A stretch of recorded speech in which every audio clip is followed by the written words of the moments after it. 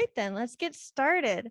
Hi, everyone, and welcome. I'm Emma, one of the librarians here at Rockland Public Library, and we are so thrilled to be hosting tonight's event. I'm happy to turn it right over to tonight's speaker. Phuc Tran has been a high school Latin teacher for more than 20 years, while simultaneously establishing himself as a highly sought-after tattooer in the Northeast. Tran graduated from Bard College in 1995 with a BA in Classics and received the Callanan Classics Prize. He taught Latin, Greek, and Sanskrit in New York at the Collegiate School and was an instructor at Brooklyn College's Summer Latin Institute. More recently, he taught Latin, Greek, and German at Waynflete School in Portland, Maine. His 2012 TEDx talk, Grammar, Identity, and the Dark Side of the Subjunctive, was featured on NPR's TED Radio Hour.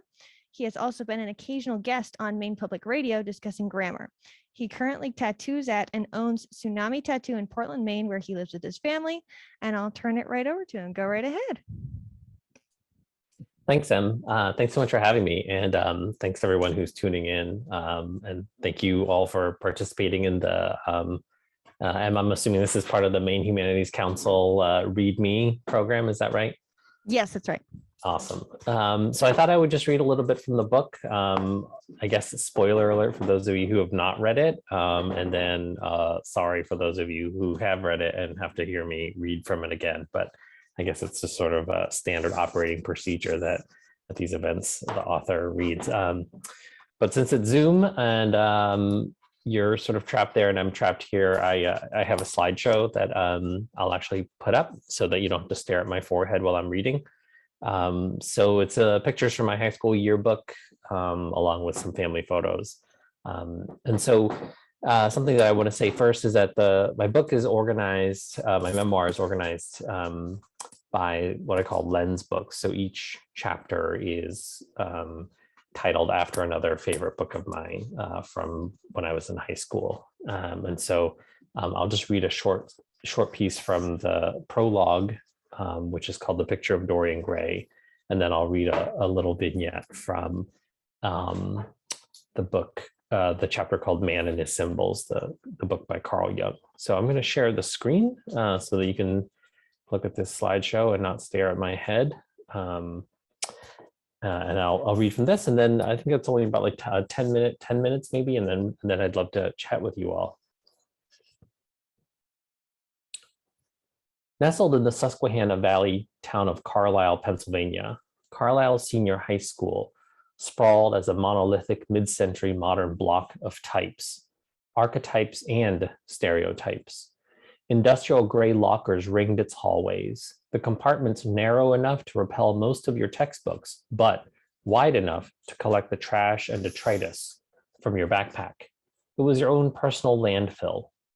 Linoleum floors, classrooms with chables, the combo chair tables of the 70s, blackboards, American flags, loudspeakers from which the wah, wah, wah of adult speak would drone.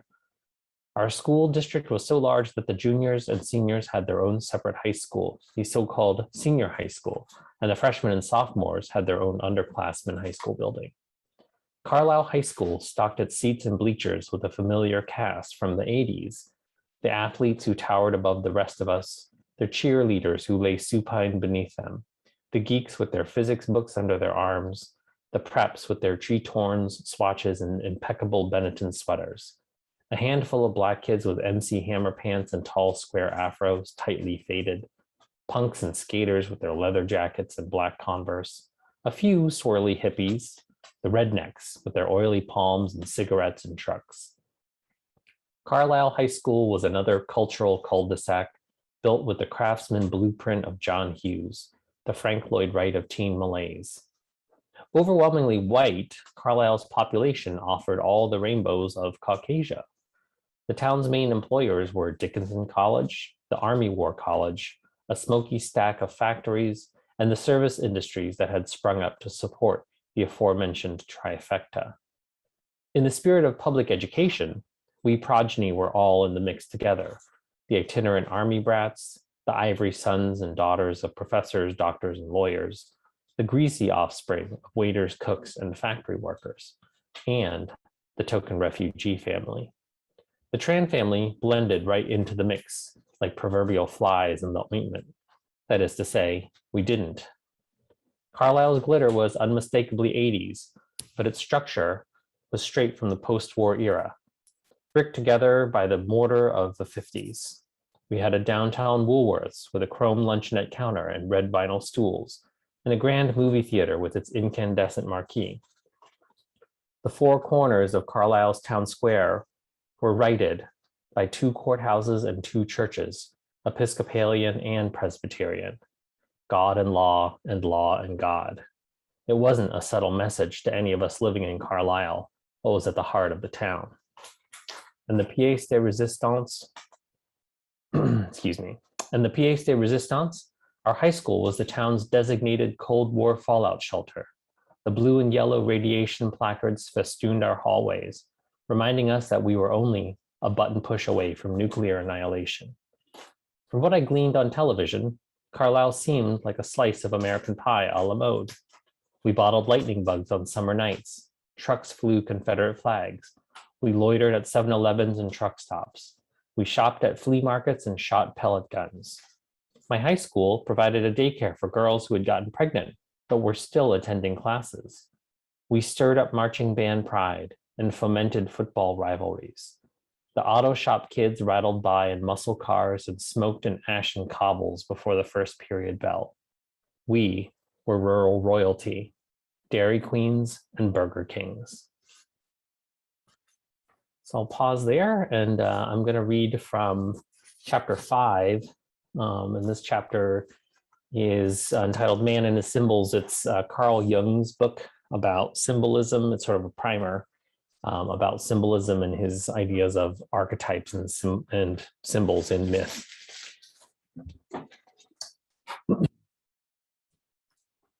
August 1983. Where are you people from? We were shopping at the giant grocery store, pushing our cart slowly. My brother Lou and I took turns dangling from the cart, making impassioned pleas to our parents to buy Count Chocula. An older gentleman stepped into our path, intercepting us with his question, the question that, as I grew up in Carlisle, I would sustain regularly, a query angled with varying degrees of inflection, from curious to neutral to cutting. Where are you people from? Even at 9 years old, I heard the nuances of you people. I caught his drift. His drift was sharp and edgy. It was pointed. His drift didn't sound like a friendly game of catch.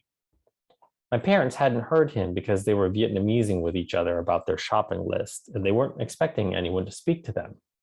No one knew us in that informal, neighborly way, and my parents weren't part of the small-town colloquium that burbled and babbled around us.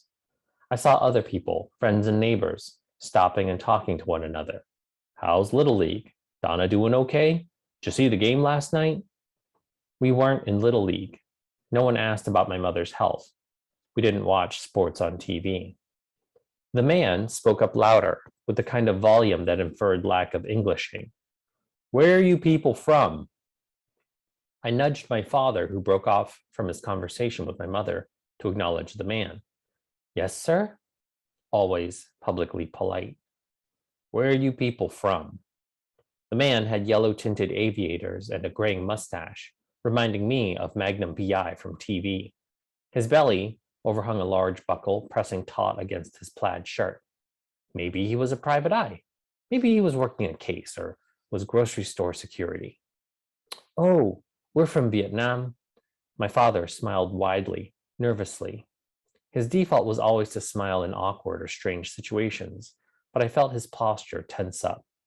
My father also caught the man's drift, and he moved protectively in between the man and us.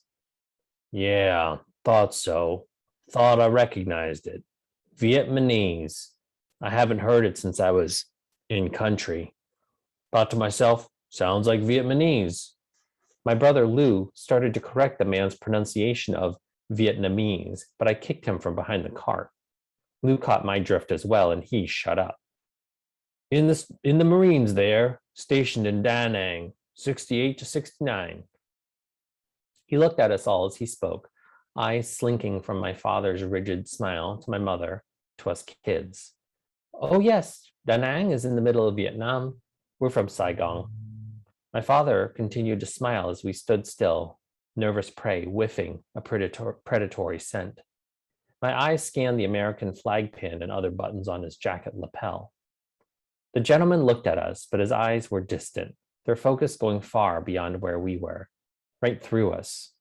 I looked behind myself at the produce section, understanding that he wasn't looking at the broccoli or cabbage. Beautiful country there, Nam. He said Nam with a southern lilt. Nam. Carlisle, surprising to most outsiders, has a slight southern drawl to its local dialect. Beautiful country, Nam. Goddamn shame what happened there. My father nodded. Goddamn shame, the man murmured. We all nodded and stood there for a time, staring at Mr. Magnum PI as he stared at the broccoli behind us. We, as a family, in turn, looked blankly around. My parents gazed farther down the aisle, Lou and I fidgeting wordlessly at the cart, everyone bobbling their heads. The man hadn't asked us another question, so we had no answer to give. Well, you people have a good day. Thank you. You too, sir. My father and mother smiled and waved. Lou had used the distraction to sneak a box of Count Chocolate into our shopping cart. He nudged me. Why did that man ask us where we were from? My parents had already wandered farther down the aisle, sorting through the different cooking oils on the shelves. I was pushing the cart, so I answered Lou. Oh, because the man fought in the Vietnam War. The metal grocery cart resumed its screechy circuit in between the aisles. So? Well, we're from Vietnam.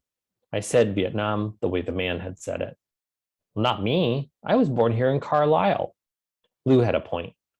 Well, that is true, but people are always going to ask you where you're from. But I'm from Pennsylvania, spoken like the future lawyer he would be. It's true. You were born here, but it won't make sense to people. They'll still ask you where you're from. They mean mom and dad and me, your family, where we're from. How did that man know that we weren't from here? It's complicated. I chose not to explain bigotry to my brother Lou, though he probably already knew it. He had experienced being the only one in his classes too, but at least the other one at school was his brother. I was blindly hoping that he wasn't aware of the prejudice, but who was I kidding? Whose innocence was I trying to preserve? And why did that man say that it was a shame what happened? Lou persisted. I don't know. He didn't really say, did he? I was pained to tell Lou to get used to being asked where he was from, but he had to. And eventually he would, whether I warned him or not. Get used to it or get crushed by it. We all learned quickly to smile and nod whenever veterans would see us and tell us that they were in Nam. They named their branch of service, told us what years they were there, where they were stationed, and how they found the people or the weather. Later, when I was older and just a little bit savvier, I would round up my exchange by saying something like, thanks for your service, or my grandparents worked for the US Embassy, volunteering something to identify myself as one of the good ones. But that was much later, when I realized that this wasn't about me or my family. It was about them and what we symbolized for them. So how could I explain to my brother that we were symbols, that some people would never be able to just see us as people, that we were symbols of a painful and confusing war, symbols of the refugees they saw on TV, symbols of what they were afraid of, symbols of the people who had shot at them and killed their friends, brothers, and sons, symbols of whatever they wanted to see. That was what we were for Mr. Magnum PI. In the middle of the giant grocery store, we had to pause our shopping and be symbols for what he saw in the fuzzy, distant gaze of recollection and trauma. The Tran family didn't choose to be symbolic or archetypal, but it wasn't our choice to make. So I'll pause there. And yeah, thanks. So if you didn't read my book, spoiler alert, I survive my childhood in Carlisle, Pennsylvania. And yeah, and now I'm here in Maine. So I'd be very happy to answer questions about the book, about the writing process, any other questions you might have. I'll do my best to answer them. I also have Google at my disposal. So if you ask me a question I don't know the answer to, I'd be happy to Google it for you. Excellent. Sounds good. Let me run this over to you. I have to show off and say I read your book. Thanks. Thank you. And there was a turning point in there, and I wondered if how many people who are in your book you still know, have contact with, and in particular, an early friend, probably early high school, named Philip. I'm sorry, I don't mean to show off, but No, it's okay. he seemed to be a serious turning point in your life, from going down a very bad road, and you realized in him that it's a good idea to go back to school and do well in school. Are you still in touch with him? Does he know how important he was in your life? No, I'm not, and it's actually, well, I mean, I was until I wasn't. He actually, so Philip actually ended up committing suicide after college, after he got out of college. But so I changed all the names in my book of all of my friends just to protect their identity a little bit. But Philip's mother actually read my book and immediately emailed me and said, I know who Philip is. Philip is my son. And I was like, absolutely. I mean, I didn't just change the description, it was pretty obvious who Philip, like if you grew up in my town, you knew who he was.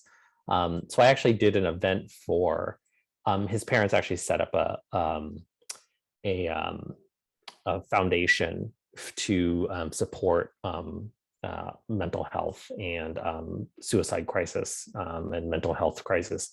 Sort of, it's like a hotline, a community foundation. And so I actually did some events for them and donated the proceeds from that to that organization. So sadly, Philip doesn't know how much his friendship meant to me and how much he was a sort of pivotal person in my adulthood. Or maybe he did, I don't know.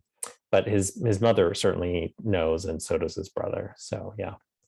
Good. Yeah. Well, thanks to him. Yeah, absolutely. Absolutely.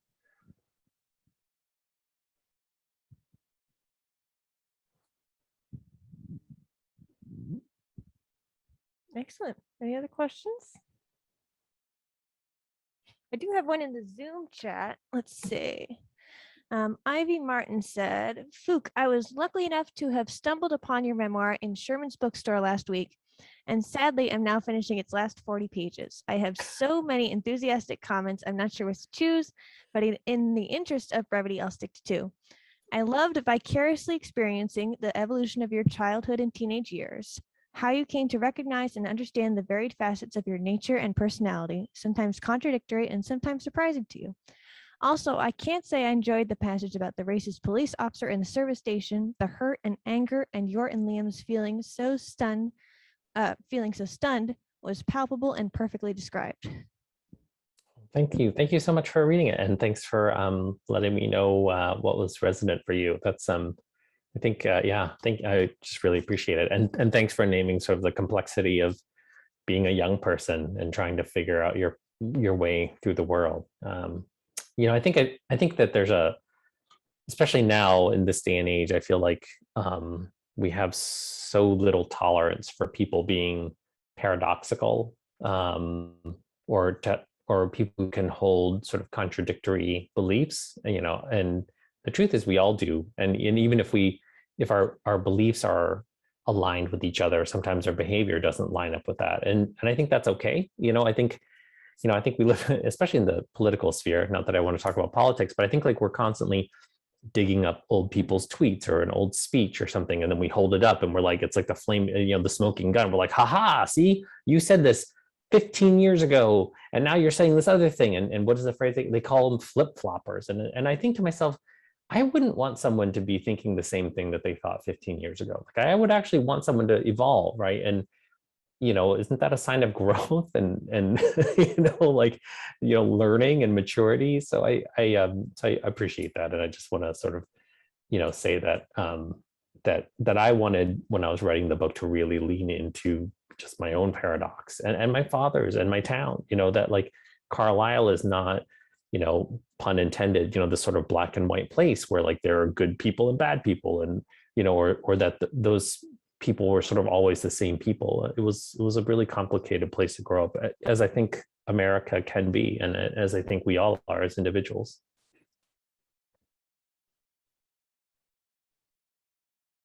So you first, go ahead. Uh-oh. I lost my hearing aid. Hi, Hi. I really enjoyed your book. I was wondering what your experience was like when you finally hit the campus on Bard. Did it meet your expectations, surpass them? So can you talk a little bit about that? Sure.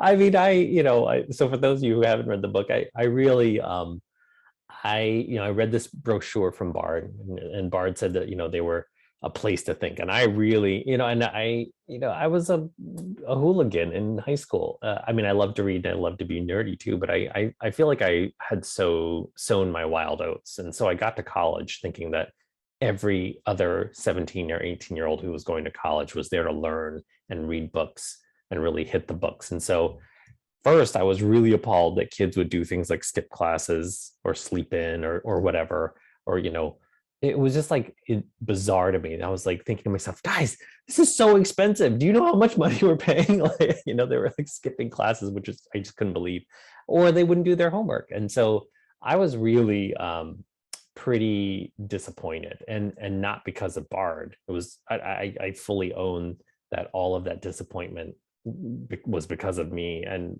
my incredibly unrealistic expectations for what college would be and what the normal behavior for a 17 or 18-year-old is, who's no longer living underneath their parents' house, or their parents' roof. I mean, of course kids are going to go crazy and skip classes and get drunk on a Tuesday night. It wasn't me. I think I was the weird one, but at the time I thought everybody else was insane for going to college, spending all this money and not going to classes or doing their homework. So yeah, so it was a big disappointment, but I sort of recalibrated my expectations. I think by maybe my sophomore year, I figured it out. Thank you. Sure.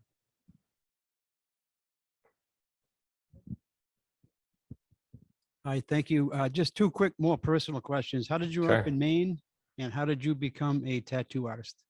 Sure. Yeah. So my wife and my wife is from Maine. She's a honest to goodness Mainer from central Maine, just outside of Augusta or Waterville, actually. So my wife and I were living in New York City. We met in college. We didn't date in college, but that's where we made each other's acquaintance and became friends there. And so we were living in New York. And then in 2003, or actually before that, we sort of started doing the math on wanting to own a home and having kids and all that stuff. And, no matter what anyone says about how expensive houses are now, they are very expensive. I mean, things in New York are just, cost prohibitive really to do any of those things. And so we moved to Portland. That was in 2003. So I've been here almost 20 years. Longer. I've lived in Maine longer than I've lived anywhere else in my life. And I became a tattooer.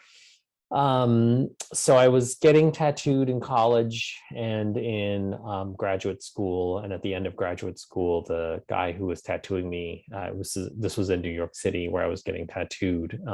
He, just piped up one day during an appointment of ours and said, he was tattooing me, and he said, hey, we're looking for an apprentice. You seem to be really into the lifestyle, whatever that means. I guess I was getting heavily tattooed. And he's like, why don't you apply to be an apprentice? And so I thought, sure, I guess. It never even dawned on me that was a viable career. And so I applied to be a tattoo apprentice, and I got it. And it was unpaid. So I moved to New York City, and I taught Latin during the day because that was what my degrees were in. And so I taught Latin during the day, and then at like 3:30 or 4 o'clock, I would go to the tattoo shop, after the school day was over, and then I would, learn how to tattoo or, apprentice to be a tattooer until, the evening was over, and then I'd go home and do it all over again. Yep. That's great. Thank you so much. Yeah, sure. Thanks. Awesome. Any other questions over here or on the Zoom? Let me check the Zoom chat. Let's see. I have a question about your writing process. Can you tell me, it must have been, I mean, so much of the book is not to deal into the negative aspects, but there's a lot of trauma that's addressed in it. And was it a difficult process to sort of dive back into that in creating this memoir that's such a like joyous piece of work, and Thanks. sort of working through all of that history? Can you talk a bit about that? Sure. Yeah. I don't know if it was hard in the way that people think it was hard. It was, I think someone asked me, before, or there's some version of the question where, was writing the book, was the writing the book therapeutic? And my answer is always no. The thing that's therapeutic is therapy. And the writing process. So in my 30s, I had done quite a bit of counseling work and therapy just to sort of understand and better integrate and make sense of the trauma, process it, if you will. That's what the kids say, I think, right? So I did lots of processing with my therapist in my 30s, and that was probably like a good 10 years even before I started writing.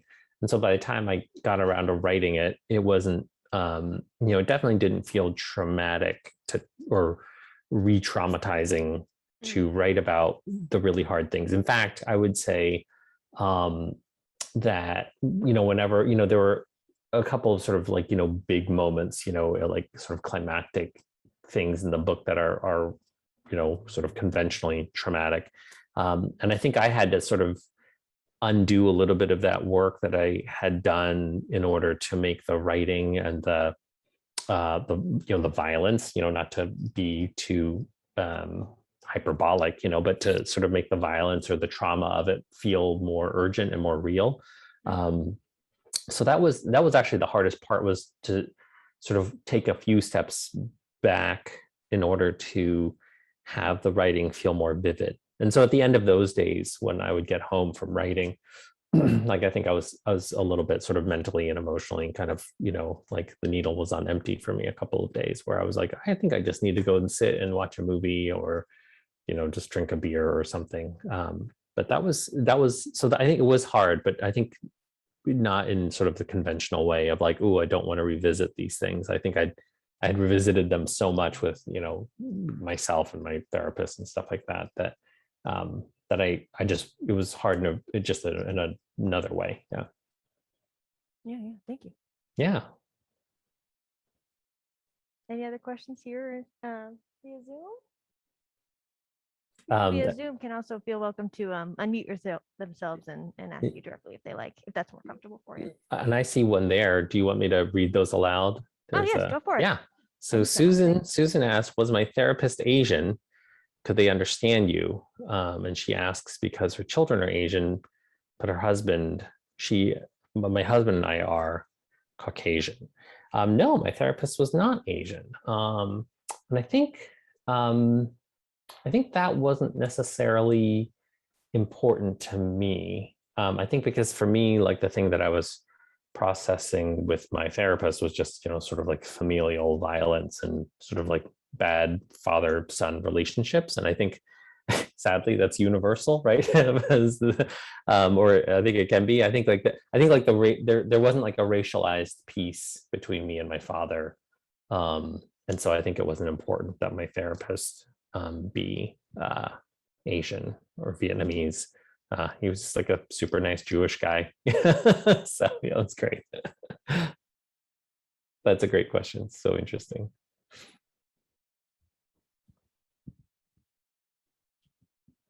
Hi, Phuc. Hi. I'm going to indulge in a second, and do you mind if I speak to you in Vietnamese for a second? No, please.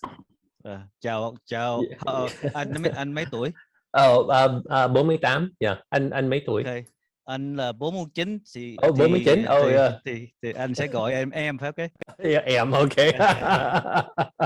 We'll tell them what we say in a second. Okay, that was nice funny. to meet you.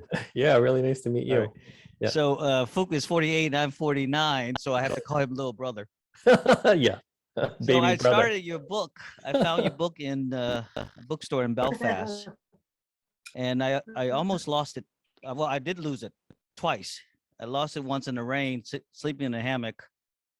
It completely soaked, but then I dried it and I read it again. I'm thinking I shouldn't read this book. It's just too personal. Oh yeah. I'm the last of I'm one of the boat people. Came in Yeah. 1980. Yep. And I grew assimilated in New Orleans and live in Maine the last 25 years. Amazing. And then I lost your book in England during a work trip like a month ago. And I'm thinking that's the end of it because I really don't want to hear the ending because there's a lot of parallel stuff here. So my name is C.T. Jung Chung Ting Wing. Oh, In yeah. Vietnam, you say your last name first to say where you're from, right? Yeah. Yeah. So I've also been Chuck Wynn for 40 years. Oh, man, you switched names, huh? Good for you. Yeah, well, Chuck came to me because my teacher couldn't pronounce my name, and my best friend named me, and I said I better fit in. I looked around, right? Yeah. So anyway, I've been a clinical social worker for 30 years in Maine. Just Amazing. last year. So now I do. I work at the free medical clinic across the street from the library here, and I do presentation on diversity and resiliency. Yeah. So here's my question to you. We have a lot to talk about, Jung. We have a lot. I was going to go find you in Portland at your tattoo shop and talk to you about what you can do for me, because I'm not a tattoo person, but for this one tattoo, I would meet with you. Sure. So anyway, after 40 years, because I just am 49, assimilation I thought was a good thing. And everybody in this room probably, their parents, great grandparents probably had to do the same thing, change your name to fit in, right? Yeah.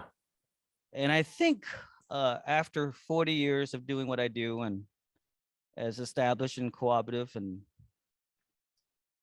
giving and polite, Yeah. I forgot I'm not white. Yeah. And it only took one president to kind of reminded folks of that. And anyway, I decided, hey, my name is not Chuck. So I graduated Chuck. And that's why I went back to my birth name, Chung Ting. What's your thinking? I read your book and I can't wait to finish because I just ordered another one through Amazon. This one, I won't lose. Yeah. What's your thought on assimilation? I know you wrote a little bit about it. Sure. Yeah, that's heavy. And let me know, Jung, if you want me to send you some backup copies. I'm happy to send you some. I got it. It's Yeah, on its way. Okay. Yeah. You can get the Kindle version too. Then it's in the cloud, and anytime you lose it, you can just keep downloading it. I think it's a great question, and I have a couple of thoughts about it, and I'll. I think, assimilation comes out of like the 70s and the 80s. That's when it was the strongest, right? When you and I were growing up in the 70s and the 80s in the United States. And, my parents certainly believed that, the American dream was if you just change your name, sign some paperwork, like you're American, as long as you just abandon your old, sort of old cultural ties, speak English, go to the 4th of July parade, eat hot dogs and apple pie, like you'll be treated as an American. They really believed that. And so that was really in our family. It was like the pressure in my family was like very, my parents were like, you and your brother need to speak English. Like when you're in the other room and we hear you talking, we don't want to hear any accents. When my brother was born here, they gave him an American name, like his name is Lewis. Of course, I didn't realize that there's a lot of fine print to that, right? That the contract for assimilation has lots of fine print. Some of it is, racist, and, comes from racism, and some of it's, patriarchy, and et cetera, et cetera. So it's not like it's not an even playing field once you sign the contract and like get into the game, right? Like different people, you're just going to get treated differently. So I think like nowadays, nowadays when we are welcoming and bringing on new Americans, like I think the idea is like there's integration, right? Like instead of assimilation, that like people can maintain, their customs, and it doesn't make them less American, right? That the idea of American is a bigger tent, right? Like it's a bigger tent with like a broader array or a mosaic of customs and languages and traditions. And, I think if you, my cousins, as part of the Vietnamese diaspora, like I have aunts and uncles and cousins who grew up in France, and they're still there. And France actually takes it a step further. I don't know if you all know this. I just learned this like just maybe a couple of years ago, that in France, up until the 90s, it was actually illegal to name your child. If your child was born in France, it was illegal to name your child a non-French name. Like you would give birth to a kid in France and you had to pick like a list of, so like all of my cousins are like Victor, Mathieu, Pascal, you know, like they didn't even have the option of being like a, you know, a Jung or a Phuc or Abdi or Muhammad. Like it was like the French were like, nope, so like the French idea of assimilation is even stronger.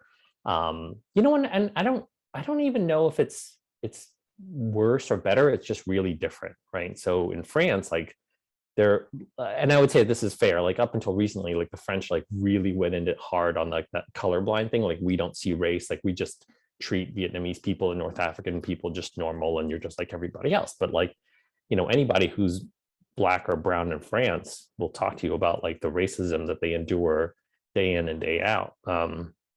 So I don't know if the French way of assimilation is better. I don't think it is, you know, and I think like in the US, at least we're having conversations in the US that I know that my cousins in France, you know, and French relatives are just barely starting to have now. And I think that that's ultimately a good thing, that like, you know, light is the best, you know, antiseptic, right? Like we've got to shine a light on the things that are not working for all of us, because I think, you know, we all do better when we all do better, you know?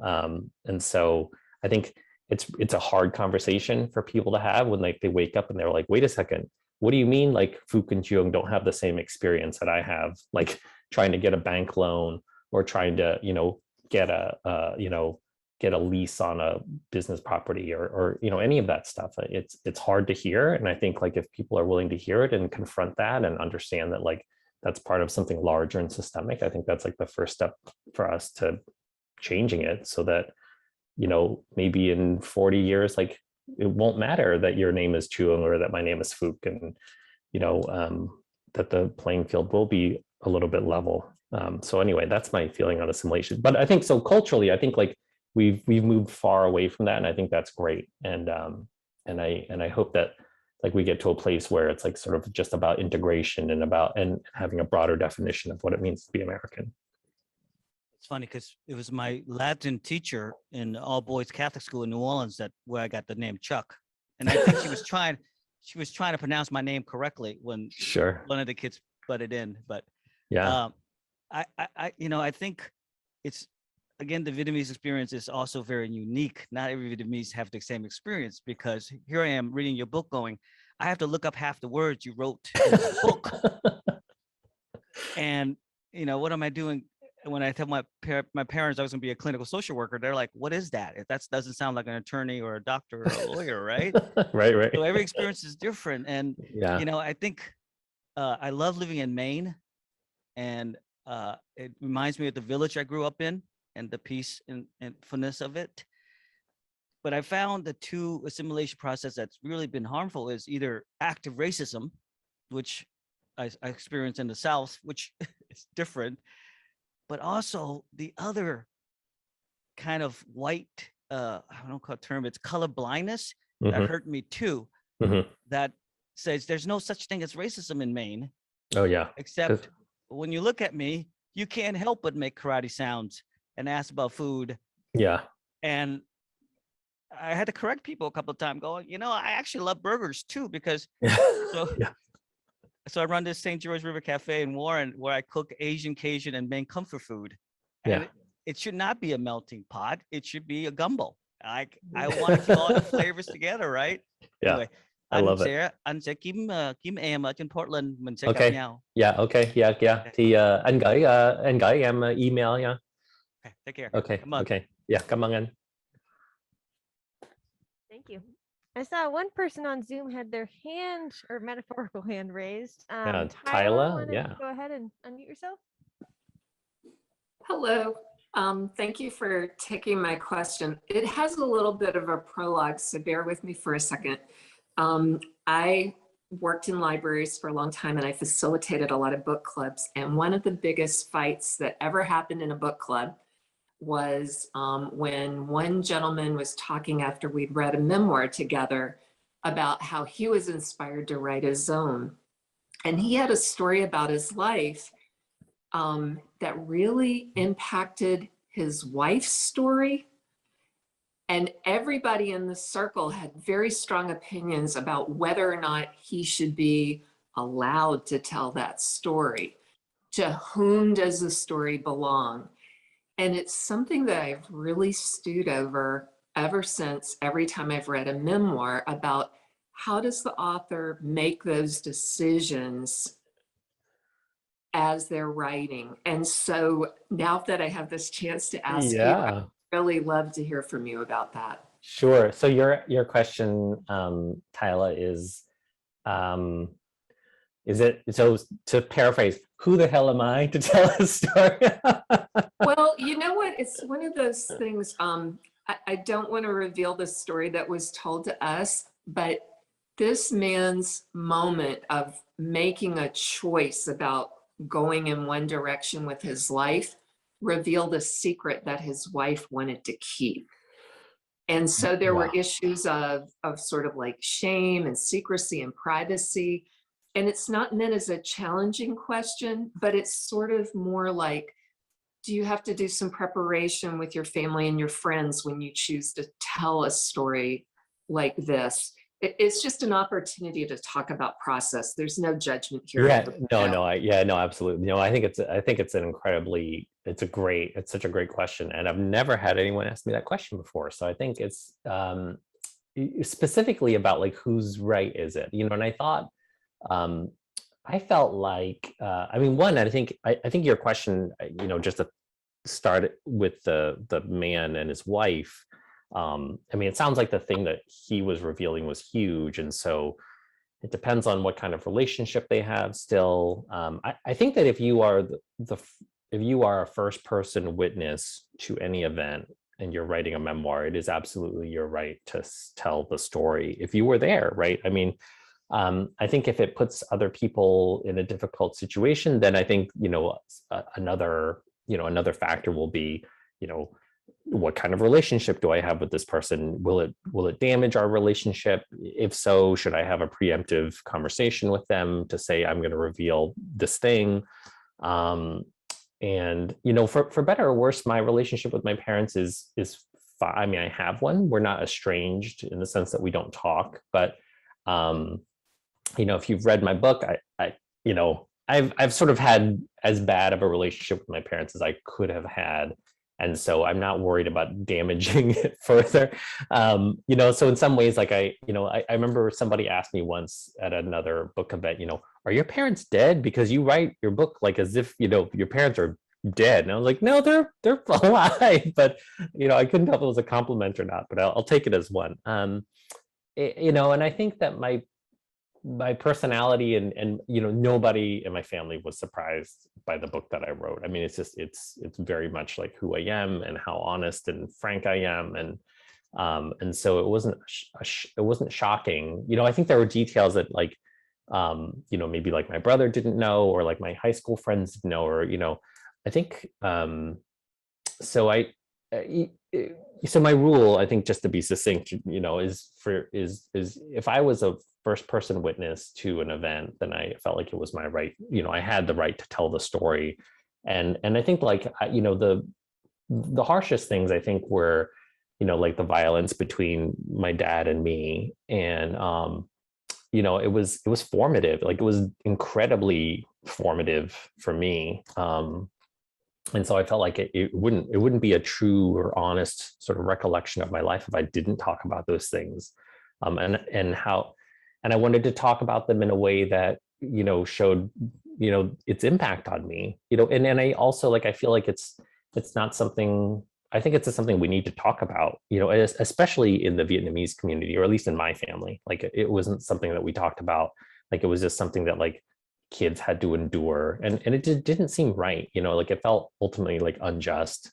And I just felt like it wasn't, I like if my talking about it ends up being you know, a vehicle or a vector for other people to talk about this, you know, or to talk about something that they hadn't been able to talk about, you know, with their own family or even with themselves, or like, I feel like that is well served. So I hope that I tried not to be gratuitous, you know, like there was there was another sex scene in the book that my editor was like, this is gratuitous. I was like, you're right. I'll take it out.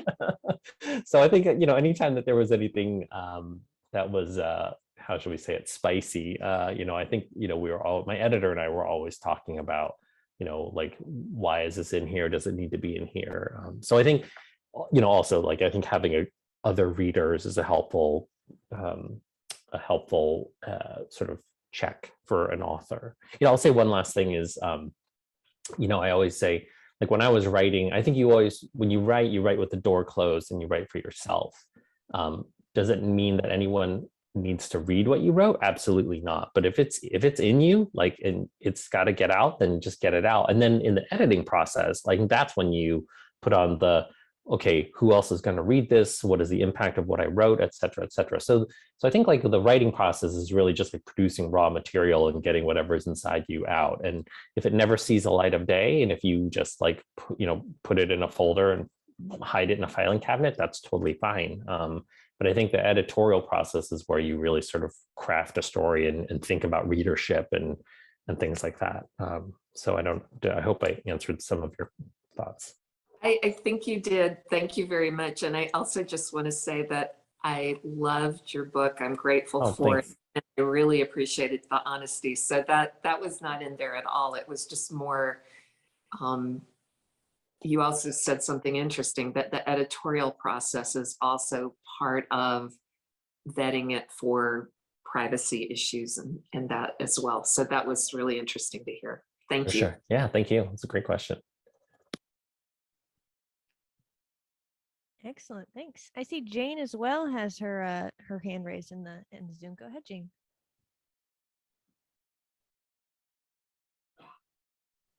There we go. Okay, can you see me? Yeah, hi, Jane. Well, thank you so much. I loved your book, which probably sounds strange, but I loved your book. No. And I have a little personal thing to add to this.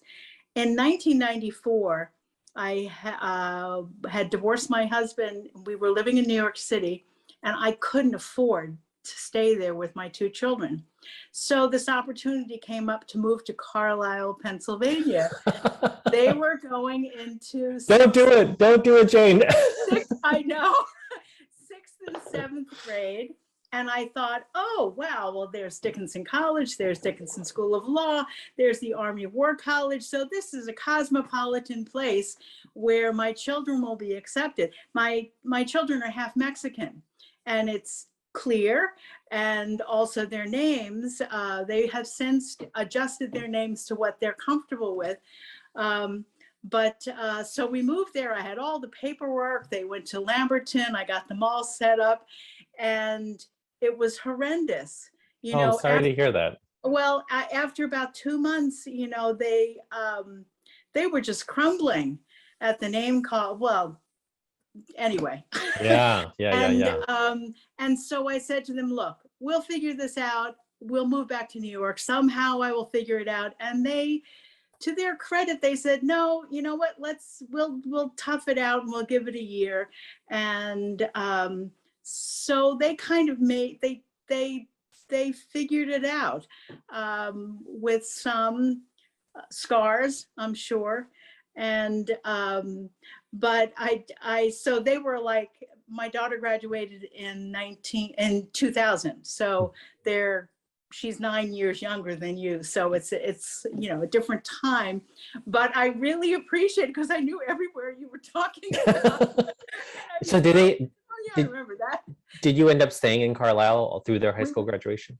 Through their high school. And then ironically, my daughter, I was working at Dickinson College in the archives, and my daughter went to school there. Oh. And which surprised, she wanted to go to NYU and she didn't get in.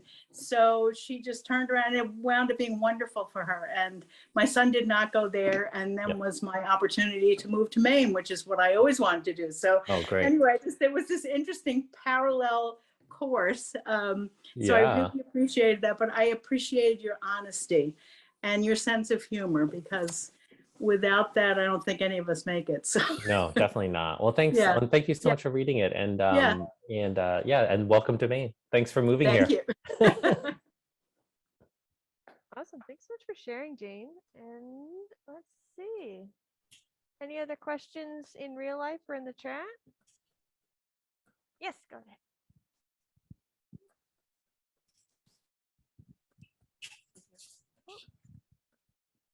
I was just thinking after reading it, I was just thinking, like, what would your life have been like if your parents and your family had ended up in a more urban setting where there was a lot of gang activity? I was thinking, oh boy, would you have been seduced into a really, really bad situation? I don't know. I was just thinking, well, Carlisle wasn't really so great, but maybe it wasn't, I mean, it was bad, but Yeah, and I think the assumption, yeah, and I don't know. I mean, my cousins grew up in New York City, Okay, on yeah. Staten Island, so and that's they weren't right. Yeah, they weren't embroiled in gang activity. So I think that's right. Yeah. and my cousins who left, they lived in Carlisle for maybe 6 months, and then they went and grew up in Los Angeles. They also, it was just a different experience, like I think I don't think that moving to a city as a Black or brown person necessarily equals joining a gang. I know that's not Okay. what you meant, but No, just sort of clear. no, So but you needed a person to really hook up with, which happened. Yeah, for sure. And I think, it's an interesting question, ultimately unanswerable, but I think like Yeah. seeing, for example, my cousin is, close to my age, and she grew up in Los Angeles and went to a high school with like a very diverse student body. And so I think she has like a much stronger and deeper sense of who she is as like a Vietnamese woman, which is really interesting. Like when she went to college, like she immediately joined like the Vietnamese Students Association because like she felt like those were her people. And I never grew up around any other Viet people who weren't related to me. And so, and frankly, my family didn't treat me very well. And so, I always tell people that, I wish that I had had other Viet people around growing up so that I could at least compare notes and be like, my parents do this. Do your parents do that? Because this is not, but I just thought it was, I couldn't, there were just like so many idiosyncratic or strange things that my family did. And I never knew if it was it like, is this like a Vietnamese thing or is this just like my parents thing? Very confusing. Very confusing. And I just knew that it definitely wasn't like a white friends thing. So who knows, and I sure as heck felt lonely. So I think like I think it would have been nice to have other, people around that looked like me and that I could relate to. And it doesn't necessarily mean that like we would have been best friends, but I don't know. So I'm thankful that my girls, sort of live in Portland and it's a little bit more diverse and they see people around them who look like them, but my wife is white. So, it's sort of up to my kids whether they choose to identify with, sort of, their Vietnamese dad or their, sort of, Irish American mom, and it's kind of exciting. It's like they can do both, right? It's like a false binary that they have to pick one or the other. So I'm excited for them. All right, thank you. Yeah, thank you.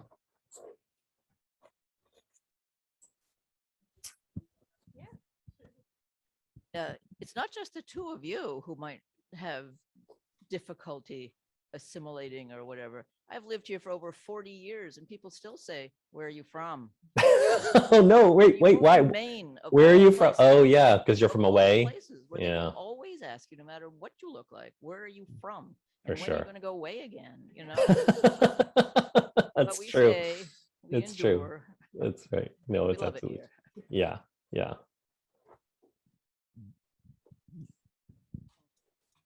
Any other questions or comments before we slowly start to wrap up? We're sort of getting near an hour. Yeah. I didn't see anything on Zoom, but anything else from in-person people? Alrighty. Thanks, Oh, folks. Go ahead. Oh, Did you have any pictures of when you were in your real punk rock phase? I was looking for some pictures in the book. I'll let me there's some on my Instagram. Let me see if I can find. I have a picture. I have a very funny it was the 80s and the 90s, and there weren't I'm going to find one. There weren't, we just, it was also when you had to pay for developing photos. So it was really expensive. And so I didn't, my friends and I just didn't have a lot of money or a camera. I took my parents' camera. I took my parents' camera without telling them to a punk rock show. And of course it got stolen. And I got into so much trouble because it was like the only, family camera that we had. But I'll show you a picture. Let me just see. There's some funny ones. Let's see. Can I still screen share, Em? Yes, you should be able to. All right, let's see here. This is all on my. So these are my friends. This is actually. Let me see. So this guy here, actually, with the long brown hair, that's Philip. And then this is a guy. He was like a non-racist skinhead friend of ours. It was pretty funny. I'll try and find a picture of my daughter. So I still have like my leather jackets from my like punk rock phase, and my daughter, my 8-year-old, or I guess she was 6 at the time, actually put it on. It's very funny. Let me try and find it for you. You can kind of see, but otherwise we didn't really have a ton of photos. Sorry. Now we're just going to scroll through my Instagram. Let's see. I promise you it'll be worth it. It's such a great picture of her wearing my leather jacket.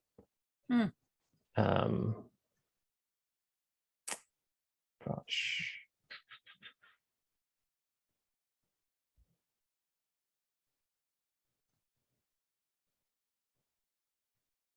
There's one. This is not a bad one. You can see the leather jacket with like the studs and the thing. That was in 10th grade. And then let me see. Oh, this is a good one. This is also 10th grade. Look at that hair. It took so much work to make my hair look like that. I'm pretty sure I put a hole in the ozone with the amount of hairspray that I used. Oh, here it is. So I still have these jackets. She was, I think, 6 at the time. So that's, let's see. Yeah. So like, we'd spend like hours like putting all these studs into the leather jacket. That jacket weighs like 40 pounds. It's ridiculous. Anyway, so there you go. Well, thanks, folks. Thank you so much for reading. I'm really sorry. I was, Em and I were watching sort of the COVID numbers and just sort of like thinking about like what it looked like. But I had no idea that you brave folks in Rockland were going to come out anyway. And so we thought, well, let's not have a super spreader event and bring all these people together during another COVID surge. But so I'm sorry that I couldn't do it in person.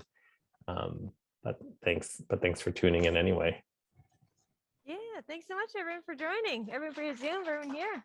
Yeah, thank you so much. Thanks so much, Phuc. This was wonderful. Yeah, thanks, Good Em. night, everyone. Yeah, good night. All right, be safe, Bye. folks. Bye.